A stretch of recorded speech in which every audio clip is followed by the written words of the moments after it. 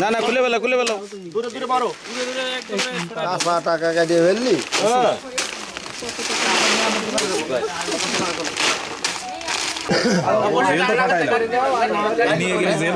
গাড়িতে দিয়ে দেন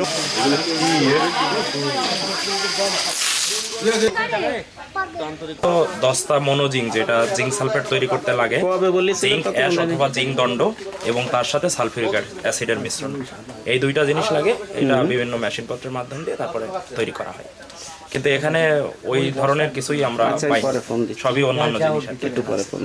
যেহেতু অবৈধভাবে ওনারা তৈরি করতেছেন, ভোক্তাধিকার সংরক্ষণ অধিদপ্তর থেকে ওনাকে দুইটা ধারায় ভোক্তাধিকার সংরক্ষণ আইন 2009-43 ধারায় ওনাকে 50,000 টাকা জরিমানা করা হয়েছে, আর 45 ধারায় ওনাকে 30,000 টাকা, মোট সর্বমোট 80,000 জরিমানা করা হয়েছে।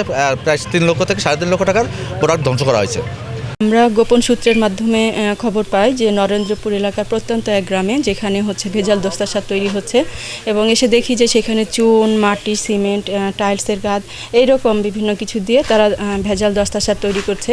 এতে দেখা যাচ্ছে যে যিনি তৈরি করছেন উনি অনেক লাভবান হচ্ছেন, অপরপক্ষে যে আমাদের কৃষক যিনি আমাদের এই দেশের মূল চালিকা শক্তি তারাই ক্ষতির মুখে পড়ছেন।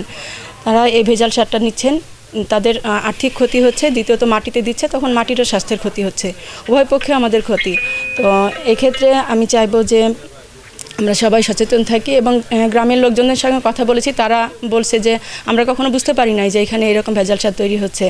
তো সবাই আমরা সচেতন থাকি এবং সব ক্ষেত্রেই তাদেরকে আমরা প্রোটেস্ট করার চেষ্টা করব। আপনারাও সহযোগিতা করবেন এ ব্যাপারে আমরা আশা করছি।